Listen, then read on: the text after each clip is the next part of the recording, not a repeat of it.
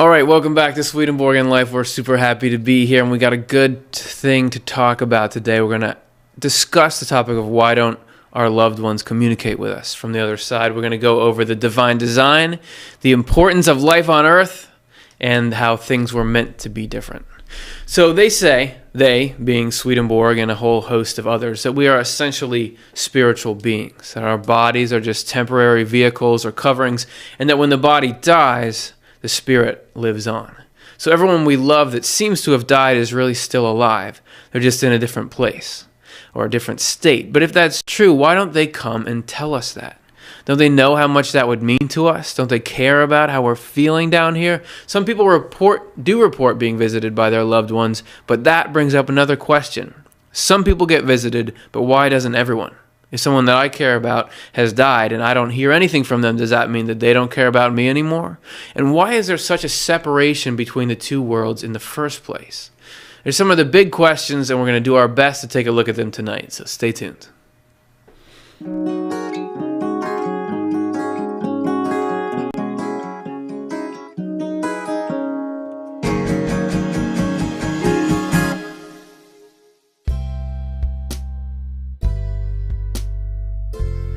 Okay, so we're very lucky to be here. YouTube tried to stop us, but they can't shut us down. Welcome everybody to, as I said before, another episode of Swedenborg in Life. My name is Curtis, and I'm with the Swedenborg Foundation. Swedenborg Foundation is a nonprofit that tries to get conversations of around Swedenborg's ideas going, and we're going to do that here tonight. With me, my guest is Dr. Jonathan Rose, who we're very excited to have on the show. He is the series editor of the New Century Edition translation of the works of Emanuel Swedenborg.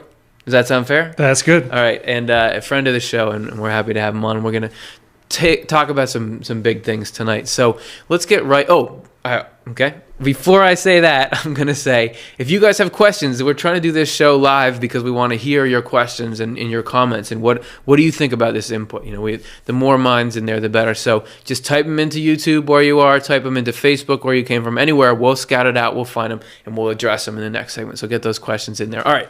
First segment for discussion is the divine design. And this is a huge part of this whole subject. And the quote we want to go from here is this, from Swedenborg: "The Lord never does anything contrary to his design because he himself is the design. The divine truth that emanates from him is what establishes the design. And divine truths are the laws of the design by which the Lord is leading us." So, Jonathan, my question is, people tuned in to see a show about why don't our loved ones communicate with us. Why are they getting an earful about the divine design right now? So do you want to kick us off? Sure. I think when people think about spiritual things, they think a little bit like it's magical, or like, you know, who knows what the rules are or something. Something that I love that Swedenborg says about this is that there are rules. There are rules to our physical world, which we know about very well. Gravity and everything else. And there are equally rules to the spiritual world, and there are rules to the way that the two interact. So some of what's baffling about losing a loved one and not being communicated with is softened a little bit when you think about the fact that there is an order and there's a reason things are the way that they are. That things can go wrong. And if you're watching this not live, you probably have no sense of this. But if you're watching live, you know we started like 15 minutes late. Yes. And this is because something went wrong. It's not because we didn't want to communicate with the people in the audience. It's not because we didn't want to get through. But there's this super complex, hyper complex world of wires and wirelessnesses and computer circuit boards and all this stuff that has to work exactly in order, or else you just can't have this communication go across. And so there's kind of this, Swedenborg is describing the spiritual world as having the same level of order and structure. That's right. Yeah. That's right. One of the quotes that was showing before the show was about how if you're in the spiritual world, you can hear the voices of other people in the spiritual world just as clearly as someone on this planet can hear the voice of someone else on this planet. And that's the point. If we're on that other side, when people have a near-death experience, they see deceased loved ones very often. It's very often part of their experience, and they're able to talk with them and get caught up and so forth. And yet, when they come back to this world, they don't maintain exactly that same sense of open communication, because there's kind of a veil, as people have described it, between the two worlds. And that the veil, you mentioned the veil, but the veil is not just an abstract. I mean, whatever mechanism is keeping us from communicating with is just as complex and just as tangible and real and solid as the veil that keeps your phone from work. The things that make it so that technology doesn't work, or if there's a similar complexity and realness to it. It's not. That's what we're trying to get across here. That's right. It's like a firewall around a financial company's computers or something. It'll have a firewall around it. There's a spiritual firewall, in a sense, around the spiritual world. Yeah. It doesn't mean you can't communicate through that, but it does control the nature of the communication. And the idea is that the physical world that we know and understand, in detail in a lot of ways, is an emanation from God, like the spiritual world is. That's right. So you see the same kind of principles of order and rules, and that even you can think of a person in this world. Sometimes it's hard to communicate with them. Yeah. You just can't get through because of the way their emotional system is wired, because of your language skills. Whatever it is, that just to get that concept across, that there are reasons, and it's not just they don't want to talk to you. There can be even someone who's an angel or in the other world. There can be reasons that have nothing to do with their will as to why they can't get through. That's right. That's right. Yeah. Yeah, just like so many things in this world, as you say, you can have a technological problem get in the way. You can have a language barrier, as you mentioned. So even if everything lines up and all the pixels and the bits and bytes and everything work and are connected, still, if the person's speaking a completely foreign language on the other end, you can't make the connection, even though the two of you are right here in the physical world. Yeah, and communication really takes a kind of alignment and understanding, and that's true of any kind of communication that goes between the other world and this one. And because Swedenborg said that it's not necessarily the words of language, but the nature of ideas, the way that That's right. that people in the other world think. Like sometimes we just can't get our wavelengths synced up. And I wanted to bring up this topic because a lot of times, have people who have had someone they love who died, and they want to know, well, all these people are telling stories about how, their sister or their dad came and visited them after they died, but I didn't get a visit, Yeah. So does that mean that they didn't love me, or that God is mad at me, or what's going on here? And I think what I understand from Swedenborg and what I would want to communicate is that it's not necessarily about you. It's part of this larger whole. There's a problem, but it's not necessarily your fault or their fault. No, that's right. That's very, very important to get across. So, and we're going to get to that even in more detail in our second segment here, which is entitled "The Importance of Life on Earth." And I guess you could read that title a lot of ways, but I wanted to plug it in here because why this firewall? Why isn't it just that everybody can just do whatever they want? And that, the way I see it and the way I understand it from Swedenborg, is because the conditions on this earth are here to accomplish something. And I think about it like the womb, the parameters in the womb for a human being to develop have to be very tightly tuned, very specific. There's just enough of each element, or else it can't develop. And that there's a similar mental climate here that needs to be maintained in order for us to develop. So it's not just an arbitrary thing. And I have a quick Swedenborg quote to get to on that. So he's just saying, moreover, no spirit or angel is given permission to teach anyone on this earth about divine truths. And so this kind of factors in why can't they do what they want? Because there's not only is there order, but there's something that needs to be done here, right? And that's right. If you look at the example of science, when you think about how many people struggled with infections, even dying of infections for centuries in this world, and the spiritual world never said, hey, soap, or, get an antibiotic or whatever. And that's because there's a cause and effect in this world, and we just needed to figure it out. They would have loved to tell us about it, but they couldn't. It's very important for the cause and effect down here. That sounds sort of hard or cruel or something, but actually that gives us freedom and empowerment, that whatever, we're able to develop something through our own means in this world. And where you get most of your communication in this world is through other people listening to this show or getting information from this show. You might not get that directly, from some being in the spiritual world, right? But you can get it from others in this world, and that's the much order higher of it. quality from a being in the really, spiritual world. when you get down to it, yeah. So, and the idea is, that there's nothing is there's no arbitrary suffering. Everybody understands that there's a lot of hurt around separation from people you love who die. It would be nice to have God come up to you and say, "Oh, this is what I'm going to do today. Just here's a heads up. Right. This is what's going on." Or God come and say, "I exist," or someone come and tell you there's an afterlife. But it all is part of creating an atmosphere in which crucial elements can develop inside of us. And so even though it doesn't feel like it, there is love behind it. And that one thing I noticed across near-death experiences is once people get to the other side and hear stuff, they say, "Oh, I get it. I get it." So there's something good out there. That's right. That leads to it all. I loved your example of the womb earlier because it's fascinating to think about that because other than some sort of meditative practice or playing music or something like that, there's very little in the way of direct communication that you can have with someone who's in the womb. Right. They don't speak your language. They don't know about you. How are you going to communicate? Even after children are born, for that first year or two, there's a real language barrier. There's a real communication barrier because the children are crying, the baby's crying. You don't know why. Mm-hmm. It takes, and so that's similar in a sense in terms of the spiritual world. We're babies, or we're in the womb. We're still in the womb.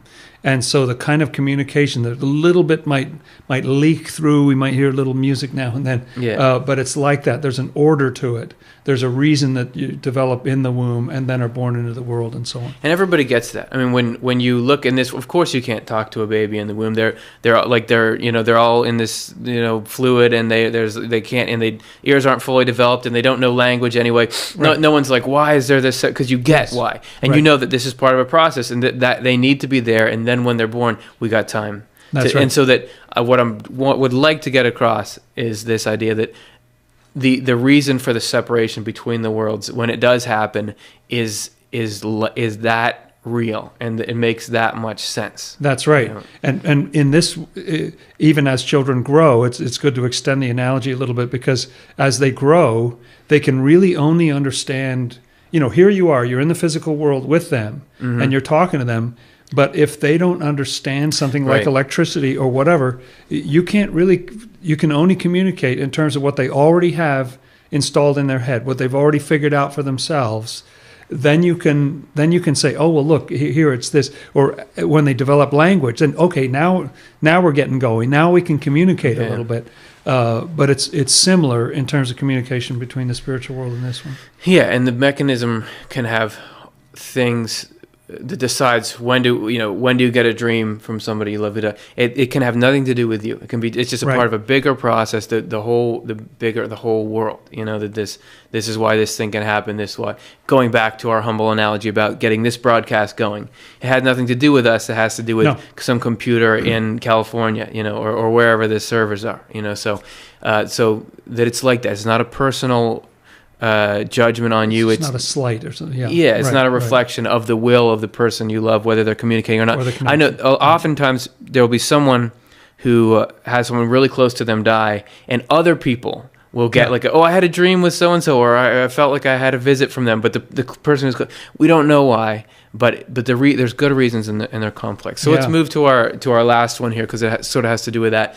Part 3, I entitled this "Things Were Meant to Be Different." And let's go to our quote here. So the Lord created us to be capable of communicating with spirits and angels while still living in our bodies, as people actually did in the earliest times. After all, we are one with spirits and angels. In fact, we ourselves are spirits clothed in flesh. So I wanted to put this segment here because to say, it's natural for us to be, why are things like this upset about separation? Because it's not how it's ideally supposed to be. I mean, this kind of like somebody dies, you don't even know if there is an afterlife, you don't even know if they are still alive, were they a physical machine, that we don't even know. Like, it's with very little communication. Some people get a lot, but a lot of people are just kind of left guessing, and that's not how it's supposed to be. And Swedenborg is saying, at a period in the past, that's how it was, and then hopefully that can be restored someday. That's right. And from what I gather from what Swedenborg writes, it's especially a question of the type of thinking that we do. Just with the analogy of the child, learning to think or learning to speak in different ways. learning different concepts, then you can enter into a different level of conversation and exchange with them. As the human race collectively and as individuals learn to have more spiritual types of thoughts, we have an earthly type of thinking that once people cross over, they see a very different world there. Mm-hmm. And that earthly thinking, it becomes pretty quickly a little foreign, and that creates sort of a barrier. So we're the ones who really need to catch up collectively. And again, I'm not blaming people, and don't feel bad. I had a thought about why, especially when it's a loved one, they won't communicate. You see, that bond of love could be so strong that if they did, it could affect your freedom, or you know what I mean? Right. So it's no big deal if you dream about, a second cousin or something, but if it was your spouse or something, that's a much more intense thing. And maybe they need to be free to move in their process. They're going through something, and you're going through something, and the communication is temporarily intercepted, interrupted. We don't necessarily know the specific reasons, but there are reasons. Yeah. And I'm thinking about, when you're talking about the way that the human race thinks, and I think about the internet, and that we're able to do a show like this, communicate over the internet. Mm-hmm. The internet couldn't just happen without people first learning the very basics of machinery, then learning computers, then advancing that. This couldn't have popped out of nothing. So when we say like there's some disruption of communication with the human race, you as an individual can be doing your very best, but yet just because of where the whole human race is, we haven't built those channels up. And obviously some people are born, have all kinds of communication with the spiritual world. They do, that's right. Swedenborg, the veil's very thin. And Swedenborg came into that. So it's obviously not in every case, but we're just thinking here about why in some cases. So and why do some people have that communication and others don't? I don't know. For some reason. For some reason. And it's a very beautiful vision to me. Swedenborg does express the vision that in future times, in centuries beyond his own time, he was writing in the 18th century, that there would be increasing closeness and communication. And I think already you can see a little bit of that. There's more. I think the world is more spiritual than it was 50 years ago. Yeah. Like certainly the West has more interest in those kind of things. So you see a little development in that direction. Mm-hmm. And it's exciting to think that someday that a safe, open communication may be restored more fully, where you don't lose all contact when a loved one passes on, because it does feel sad, and it sometimes makes people doubt, well, maybe they don't still exist, or maybe I was wrong about, the nature of the afterlife and so on. Yeah, definitely. When people sometimes say, okay, I've heard people say, when you die, yeah, you told me that, right? Like that, right. We have a code between us, and when you die, you send this or send some sign. They don't That's get right. it, and they're like, "Oh, was it all fake?" Right. But there's more at play. What do you guys think about it? Have you had experiences of communication? Have you not, or do you have any other questions on it? Get them in now. We'll be back in 30 seconds to answer them.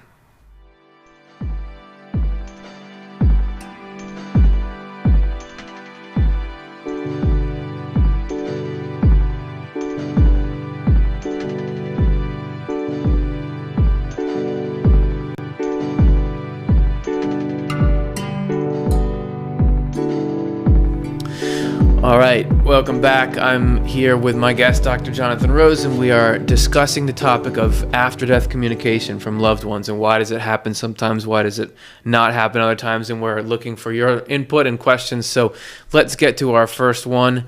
This is from Denny. What is the veil between the worlds existing of?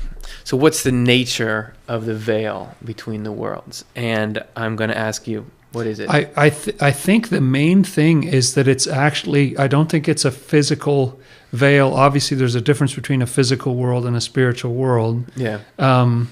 But I think it's mainly the veil is created by the difference in thought.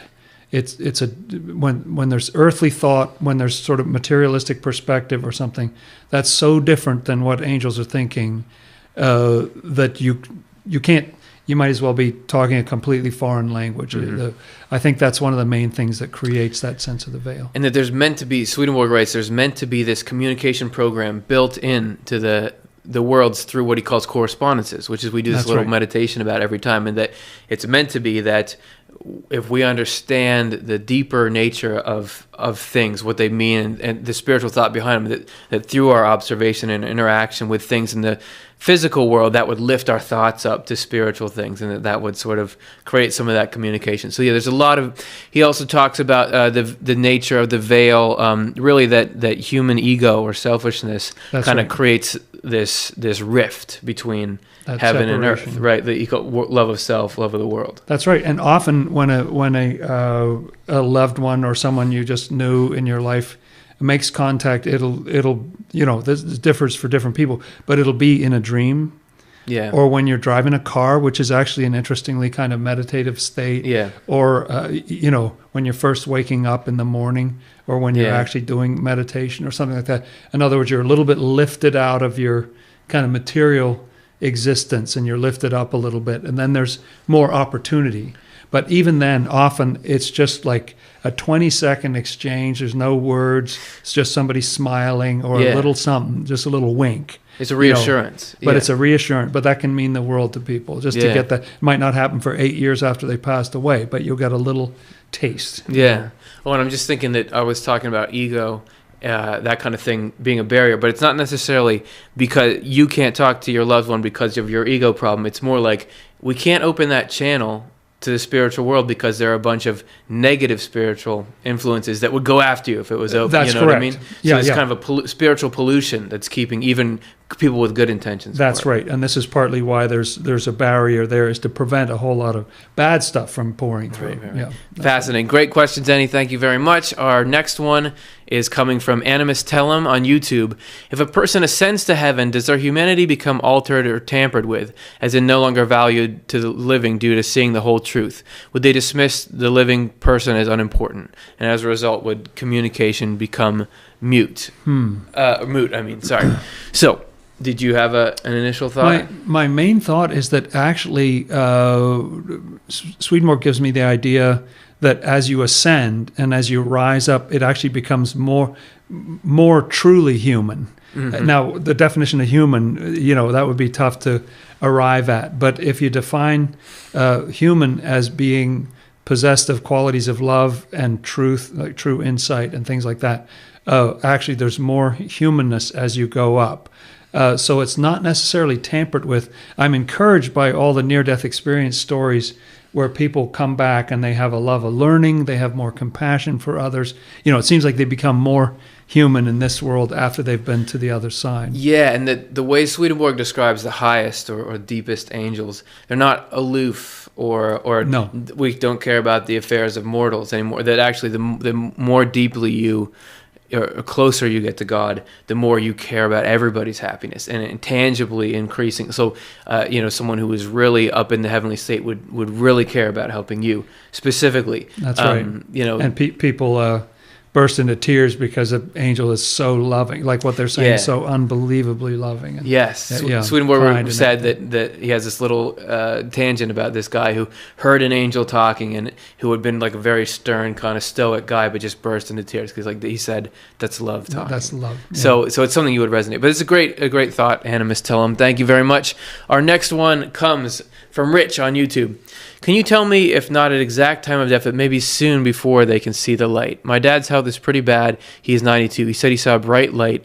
The only problem, he is blind. Oh, that's awesome. So yeah, Rich, thanks for sharing that. And I certainly know of relatives of mine who are getting close to passing away, and that you can they'll talk about having sort of slipping in and out of visions for a while leading up to death, not just in the minute or the hour. Days. That's even. Right. Yeah, I visited with someone a couple of months ago who was in that state, and he was very lucid and clear with me, but he said that death is so different than he expected. And he did die about 3 weeks after I talked with him, that it was a process and that he was going to the other side and he was coming back here. And it was making him very happy. And I think at that age, like that veil is getting thin as the physical body breaks down, the spiritual body's kicking in kind of thing. And he was going back and forth. So I think that would explain how a blind person can see this great light that he's seeing with the eyes of his spirit, not the eyes of the flesh. And that's already kicking in. So there's a lot of effort to make the transition smooth.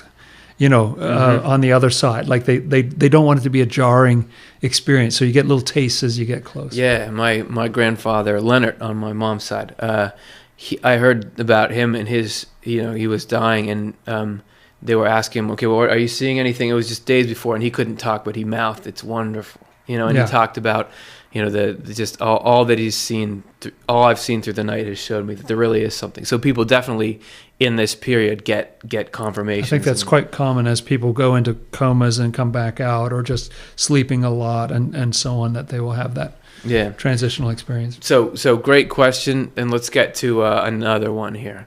Mark, are schizophrenics hearing spirits speak when they are hearing voices? That's my favorite question. That's an awesome question. Man, according to Swedenborg, yes. I mean, Swedenborg talks a lot about, they'll have modern scans of the brains of schizophrenic people, and they'll see that actually the part of the brain associated with hearing lights up, And Swedenborg described an inner ear.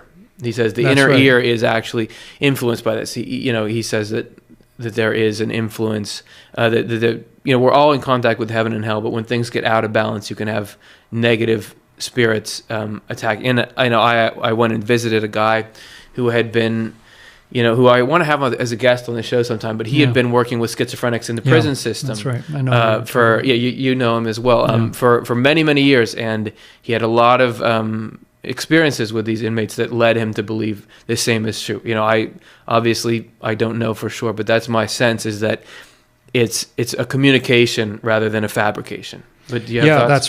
That's right. I've also heard of situations where someone had an abusive figure in their life. In one case, this was a parent, and then the parent passed on, and then they became one of their voices, and they could still hear that. And to my mind, I think that really was the parent still. Mm-hmm. I know there's a gray area in there, and maybe not all the voices are spirits per se, but I think they're so objective to the people, like it's not something you're thinking. In fact, as you've talked about with head bullies, when they're saying stuff that tears you down, like why would you say that to yourself? It does seem like it's an objective voice that doesn't have your best interest at heart. And it's a good example of the negative side of that veil being thin. Exactly. Is that's challenging, very, very challenging for people to deal with those voices. Yeah, a lot of potential research into just considering that as an option. Because the treatments we have for people with mental diseases that are just physically based, obviously the problem is there was this history with you have depression, so we're going to do an exorcism on you. There was all this kind of sort of kook, religious stuff that led to horrible consequences for people. So you can't really go in and say, okay, we're going to use spirituality to cure those diseases, but the physical stuff is only having temporary results. So it's really, I don't really know how you would proceed there, but just maybe having an open mind and listening to patients.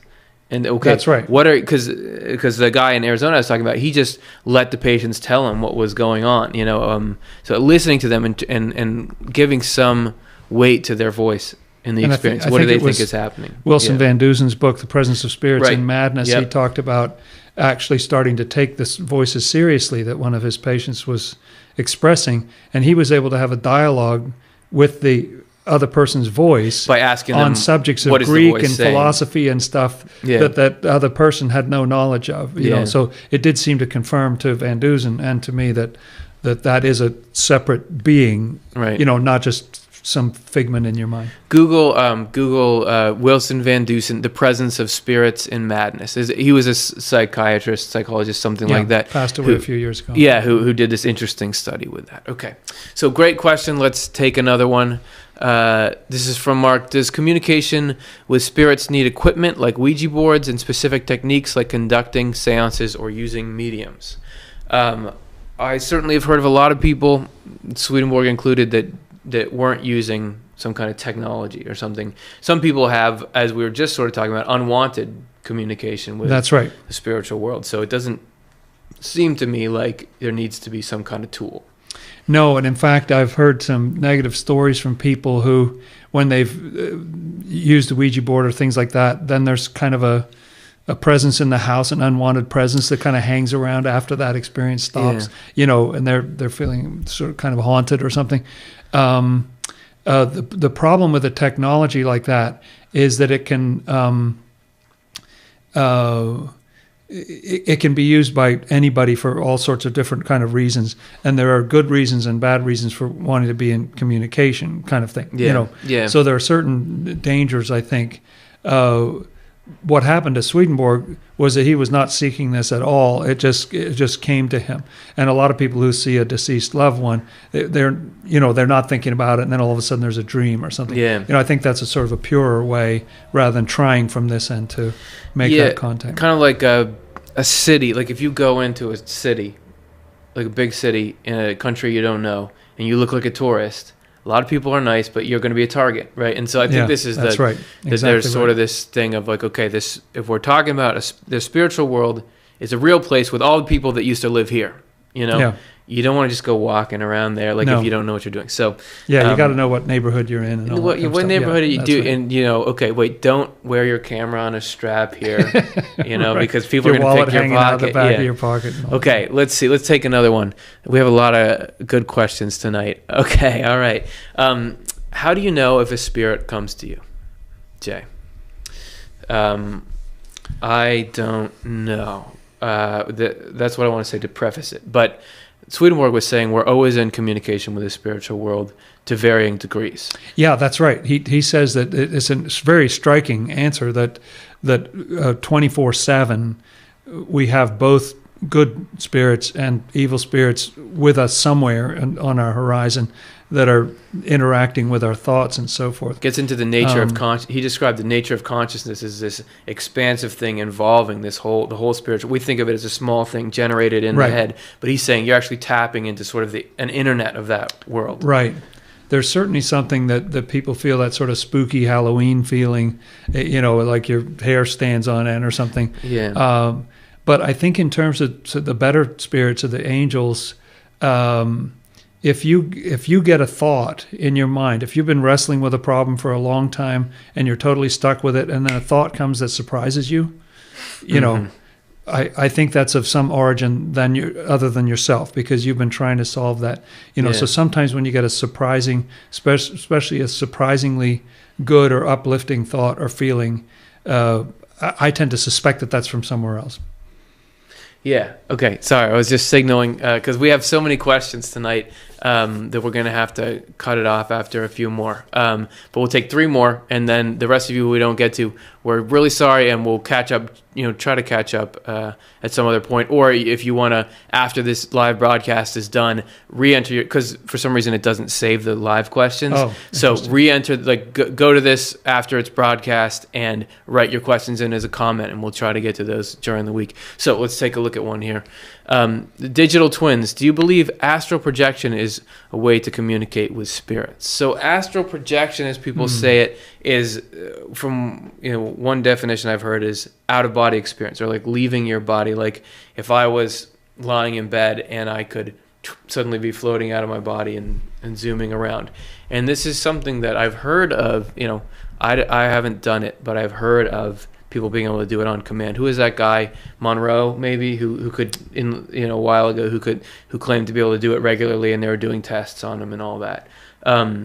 So Swedenborg would describe something sort of similar to that, in that he could go and talk to people's spirits. Do you remember that? But they wouldn't know That's they were right. talking to him. Yeah, he did. Of spirits of people who are still alive in this world, and he'd have a conversation with them. That's true. And I think of there's being there's this physical world and the sort of bandwidth that we're on now, but there's also kind of a higher physical level within this, where I think the astral projection starts to step into that area. It's still within the physical world, but it's more. It's purer, more refined within the physical world.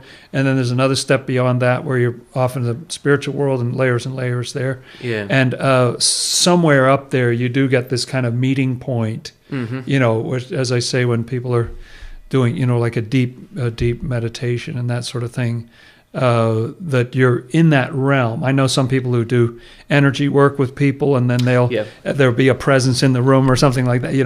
When they're doing that work, something will kind of show up like that. But I can't speak more specifically than that to the astral projection. I'm thinking of. I'm not sure if it's far enough to cross the veil.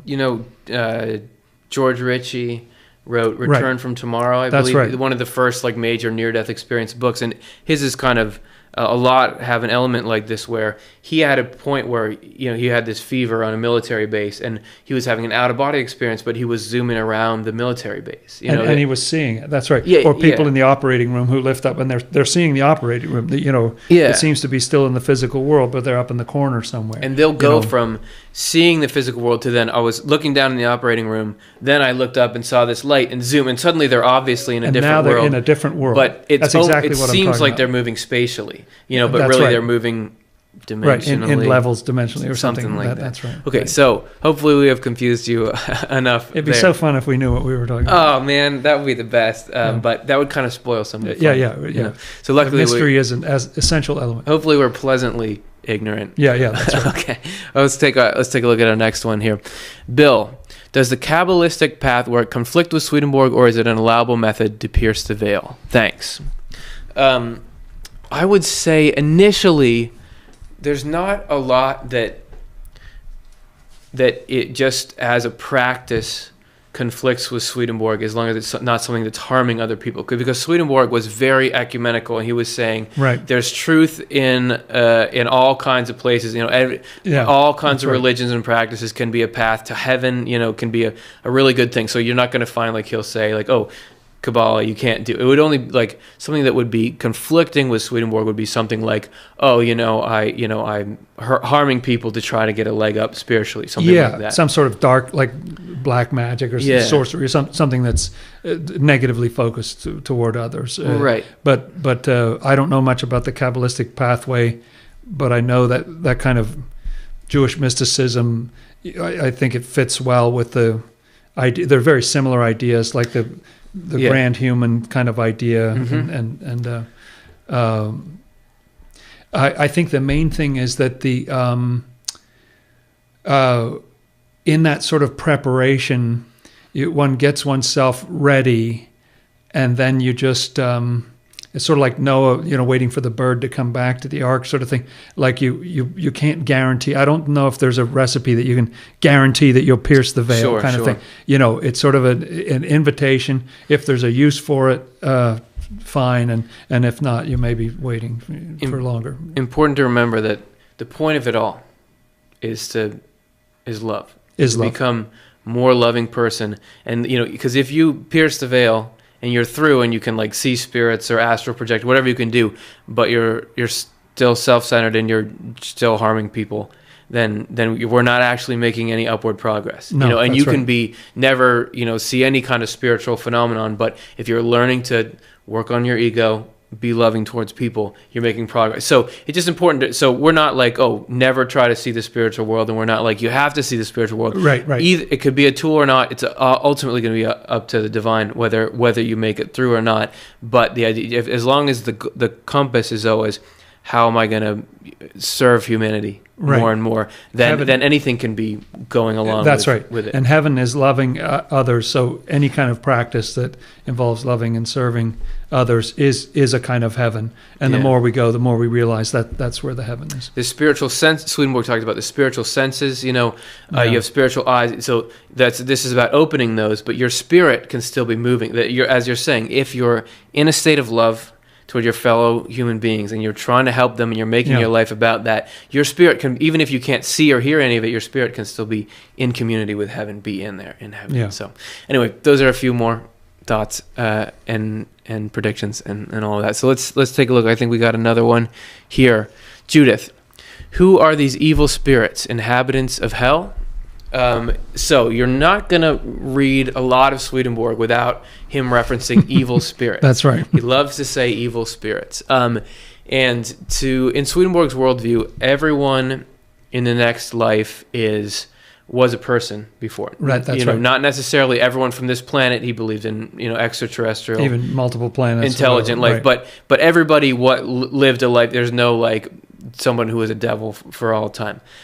So an evil spirit is somebody who lived in the world and over the course of their life in the world chose the pleasures of evil. As in, I'm going to make my life about doing whatever it takes to make myself happy, whether or not that harms someone. That's one level, or even worse, like I actually enjoy hurting people, and this is that's like right. having power, and mainly in a way having power over people, harming them, stealing from them, that kind of thing. So if you build up those kind of loves in you, when you cross over, heaven is mutual love. Heaven is selflessness, wanting to help. So you find that distasteful. So you get yourself as far away from that as you can, and dive more and more into your particular version of it. You're given every opportunity to turn away from that, but if you really don't want it, if you think this is fun, this is where I have it, then you become more and more devoted to your particular kind of harm for people, and so you sort of embody that, because you think about it, you meditate on it, you do it,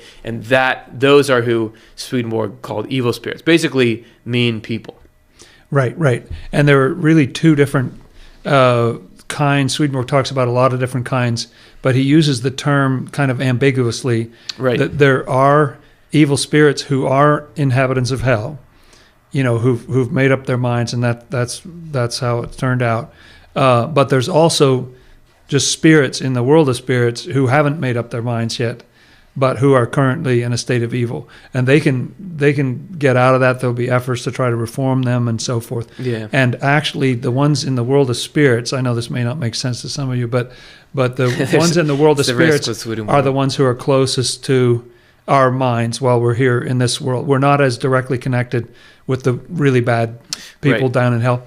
We're more with the spirits who are making up their minds as we're making up our minds in this, as we live here. Because human consciousness is part of this large system that involves people in this world, in the next world, that we all like it's happening now in the physical world, that you have the web and TV and all this kind of, that people are always influencing each other's thoughts, and social media is now this new extreme of it. That's right. That there is this sort of global network of influence of thinking, and Swedenborg is just saying that extends to the spiritual world, and that we're not just thinking in a vacuum, we're actually communicating within that. And so anyway, those are some evil spirits, hell, that kind of stuff, as Swedenborg has a different view than the traditional view, as we alluded to. That could be a whole other show, but for now we'll just say that and hope that answered some of your question. All right, we're going to take one more here. Thanks everybody. So this is from Jane. I think young children can communicate more with the dead than we know that. Oh, I like that. We know that than adults. Yeah, I do think that's true. There's a scripture that says, "Remember from where you have fallen."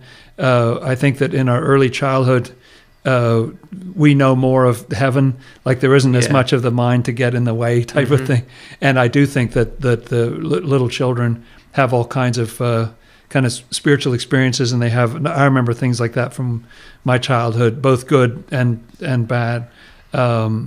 And then the veil gets a little thicker as you get older, and then thins out again as you get older, or you're closer to dying yourself again. And this could speak again to what you were saying about it's the nature of thoughts that kind of keeps the separation of the two worlds, and that as we get sort of older and the ego starts to come in, and we get weighed down by what Swedenborg would call the cares of the world, material concerns, like I got earthly thinking, which is fine because we got to have it, but it just also has this consequence of we just can't tap into it as much. But obviously there are ways you can work to correct that, and the quickest one is love and being loving, and being innocent as in willing to learn and to be led by the higher power. And children say amazing things that they could only get from heaven, in my view. Yeah, they do. And then they forgot that they say them. Okay. You guys, these are great questions. Sorry we couldn't get to them all. Yeah, just feel free to re-enter them after this turns into a recorded episode. And if anyone's watching this after it's been recorded, let your comments be heard there, and we'll try to get to them also during the week. And hope you can come back next week, same time. Well, 15 minutes earlier because we messed this one up, but same time. And it's been great hanging out. Oh wait, was I signing off? We went so long on this. We got to come back. We got to do the correspondences meditation. So we're gonna take a quick video break, and then we'll be right back for that.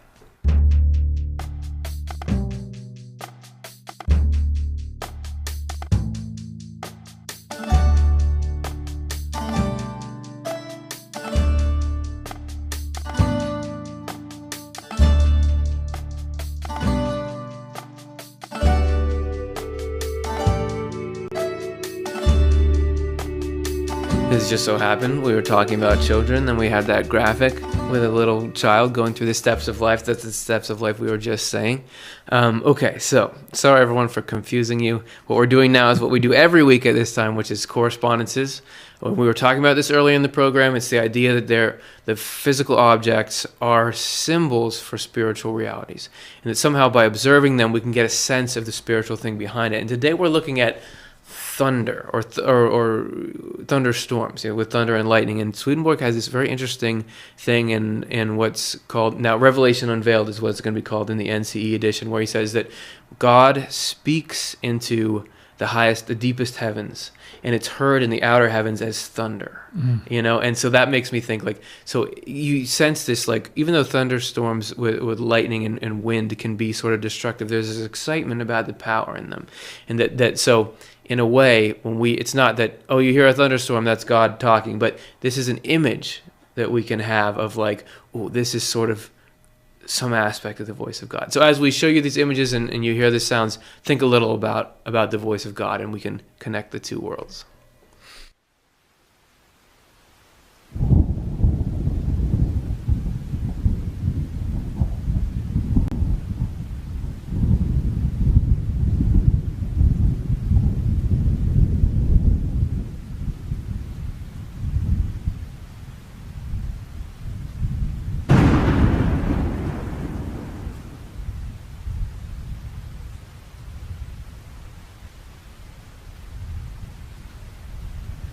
I think that it's funny that, lightning is so amazing, and really we couldn't quite appreciate it fully until we had these cameras. They could do like long exposure shots, and really see, oh wow, or it's like slow motion lightning, if you've ever seen that, how it that this technology, it was always there, but you could unlock even more of the majesty of it.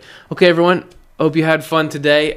We definitely had fun hanging out with you. If you want to support this show, help other people see it, you can make a small donation to the Swedenborg Foundation. It's a nonprofit 501c3, so it's all tax deductible. Just check out the link in the description of this video, which we should have up soon. Click that, and any little bit you can give helps it all happen. Dr. Jonathan Rose, a lot of fun hanging out with you today, man. Thanks for coming on the program. And when we say NCE series translator, this is the gentleman who, if you're reading Swedenborg's books, most likely he's in charge of the translation, the newest translation that you're reading. So great work there. I really love the NCE and everything, all the scholarship you guys put in, the notes footnotes and the readable translations. It really has helped me access the material in Swedenborg, which obviously I'm a fan of that. So thanks for opening that door. Thank you. Yep, and hopefully y'all can come and hang with us next week when we do this all again.